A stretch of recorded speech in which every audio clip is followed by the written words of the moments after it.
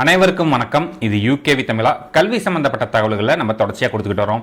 அதுமாதிரி VIT counselling, விஐடியோட fees structure பற்றி நம்ம நிறையா வீடியோஸ் போட்டுக்கிட்டே வரோம். ஸோ இப்போ விஐடி ட்ரிபிள் 2024 ரிசல்ட் வெளியே வந்துருச்சு. இப்போ பெற்றோர்கள் மற்றும் மாணவர்கள் கண்டினியூஸாக கேட்குற ஒரு விஷயம், சார் விஐடியில் ஃபீஸ் ஸ்ட்ரக்சர் 5 ஃபீ கேட்டகரி இருக்குங்கிறாங்க. என்ன சார் வித்தியாசம் 5 ஃபீ கேட்டகரிக்கும் மற்றும் குரூப் ஏ குரூப் பின்னு போட்டிருக்காங்க. அப்படிலாம் என்ன, குரூப் ஏனா என்ன, குரூப் பினா என்ன, குரூப் ஏல என்ன டிபார்ட்மெண்ட் வரும், குரூப் பியில் என்ன டிபார்ட்மெண்ட் வரும், 5 ஃபீ கேட்டகரிக்கு என்ன வித்தியாசம் அப்படிங்கிறதெல்லாம் தெளிவாக கேட்டிருந்தாங்க. ஸோ அவங்களுக்கான ஒரு விளக்கமாக தான் இந்த வீடியோ இருக்க போகுது. ஸோ முழுமையான தகவல்கள் வேணுங்கிறவங்க இந்த வீடியோவை ஸ்கிப் பண்ணாமல் பாருங்கள். இப்போ விஐடி ட்ரிபிள் 2024 ரிசல்ட்டுங்கிறது வந்துருச்சு. மாணவர்கள் எல்லாருக்குமே வந்து பார்த்தீங்கன்னா இப்போ ரேங்க்குங்கிறது அலோகேட் ஆகிருக்கு. அந்த ரேங்கை பேஸ் பண்ணி என்ன பண்ணுவாங்கன்னு பார்த்தீங்கன்னா கவுன்சிலிங் ஷெட்யூலுங்கிறது கொடுப்பாங்க. ஸோ நீங்கள் எந்த ரேங்க்குக்கு என்ன கவுன்சிலிங் ஃபேஸ் 1ஆ, ஃபேஸ் 2ஆ, ஃபேஸ் 3ஆ, ஃபேஸ் 4ஆ, ஃபேஸ் 5ஆங்கிறது உங்களுடைய ஸ்கோர் கார்ட்லேயே வந்திருக்கும். முதல் விஷயம். இப்போ மாணவர்களும் பெற்றோர்களும் கேட்குற விஷயம், சார் என்ன விஐடியில் எவ்வளோ தான் சார் ஆகும் ஃபீஸ் கட்டுறது, என்ன ஃபீ கேட்டகரின்னு பார்த்தீங்கன்னா அங்கே வந்து என்ன பண்ணியிருக்காங்கன்னு பார்த்தீங்கன்னா அங்கே இருக்க மொத்தம் கிட்டத்தட்ட ஒரு 25 டிபார்ட்மெண்ட் இருக்குது யூஜியில். அந்த 25 டிபார்ட்மெண்ட்டில் சில டிபார்ட்மெண்ட்டை குரூப் ஏக்கு கீழேயும் சில டிபார்ட்மெண்ட்ஸை குரூப் பிக்கு கீழேயும் கொண்டு வந்திருக்காங்க.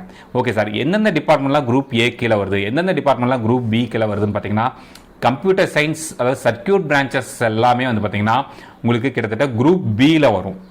சர்க்கியூட் பிரான்ச்சஸ்னா computer science related branches, triple E, IT, ECE, ECE related branches, இது எல்லாமே வந்து பார்த்தீங்கன்னா நம்மளுக்கு வந்து குரூப் பியில் வந்துடும்.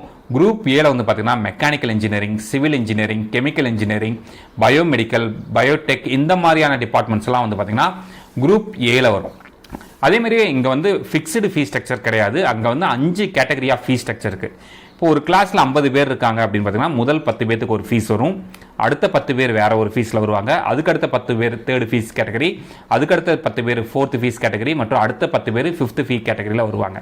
இப்போ ஃபஸ்ட்டு குரூப் ஏவோட ஃபீஸ் ஸ்ட்ரக்சர் பார்ப்போம். குரூப் ஏங்கிறது mechanical engineering, civil, chemical, biotech, இந்த மாதிரியான டிபார்ட்மெண்ட்ஸ்க்கு வந்து பார்த்தீங்கன்னா குரூப் ஏல வந்து பார்த்தீங்கன்னா ஃபீ கேட்டகரி 1 எவ்வளோ ஃபீஸ் வருதுன்னு பார்த்தீங்கன்னா 1,76,000 ரூபாய் வந்து பார்த்தீங்கன்னா ஃபீ கேட்டகரி 1ல் வந்து குரூப் ஏக்கு வருது. அதே ஃபீ கேட்டகரி 2ல் வந்து பார்த்தீங்கன்னா 2,35,000 ரூபாய் வந்து ஃபீ பே பண்ணுற மாதிரி இருக்கும். தேர்டு கேட்டகரி ஃபீ வந்து பார்த்தீங்கன்னா 3,45,000 ரூபாய் பே பண்ணுற மாதிரி இருக்கும். ஃபீ கேட்டகரி 4 வந்து பார்த்தீங்கன்னா 3,68,000 ரூபாய் பே பண்ணுற மாதிரி இருக்கும். ஃபீ கேட்டகரி 5 வந்து பார்த்தீங்கன்னா 3,98,000 ரூபாய் வந்து பே பண்ணுற மாதிரி இருக்கும். இதுதான் குரூப் ஏவோட 5 ஃபீ கேட்டகரி. சரிங்களா? அதே மாதிரி group B computer science oriented மற்றும் சர்க்கியூட் பிரான்ச்சஸ் ரிலேட்டட் ஆன கோர்சஸ்க்கு வந்து பார்த்தீங்கன்னா குரூப் பியில் வரும். ஸோ அங்கே ஃபீ கேட்டகரி 1 பொறுத்த வரைக்கும் நீங்கள் ஃபஸ்ட்டு ஃபீ கேட்டகரியே மினிமம் ஃபீஸே குறைஞ்சபட்சம் 1,98,000 ரூபாய் பே பண்ணணும்னு சொல்லியிருக்காங்க. ஃபீ கேட்டகரி 2ல் வந்து பார்த்தீங்கன்னா 3,07,000 ரூபாய் வந்து ஃபீஸ் வருது. ஃபீ கேட்டகரி 3 வந்து பார்த்தீங்கன்னா 4,05,000 ரூபாய் ஃபீ கேட்டகரி வருது. ஃபோர்த்து ஃபீ கேட்டகரி 4,48,000 ரூபாய் சொல்லியிருக்காங்க மற்றும் ஃபிஃப்த்து ஃபீ கேட்டகரி 4,93,000 ரூபாய் சொல்லியிருக்காங்க. ஸோ இதுதான் குரூப் ஏ, குரூப் பி மற்றும் ஃபீ கேட்டகரி 1, 2, 3, 4, 5 பற்றின தகவல்கள்.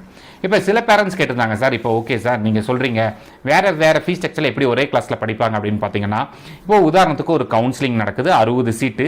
அவங்க 60 சீட்டையுமே ஃபீ கேட்டகரி 1க்கு தர மாட்டாங்க.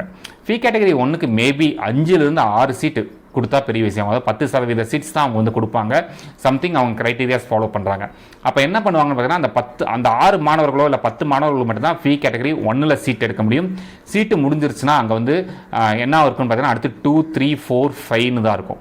அதுக்கடுத்து நீங்கள் வந்து என்ன பண்ணலாம் பார்த்தீங்கன்னா செகண்ட் கேட்டகரியில் மட்டும் தான் ஃபீஸ் பே பண்ணுற, செகண்ட் கேட்டகரி ஃபீஸ் தான் எடுக்கிற மாதிரி இருக்கும். செகண்ட் கேட்டகரி முடிஞ்சதுன்னா தேர்ட் கேட்டகரி முடிஞ்சதுன்னா ஃபோர்த்து முடிச்சா ஃபிஃப்த், இப்படி தான் நீங்கள் வந்து சீட்ஸ் எடுக்கிற மாதிரி இருக்கும்.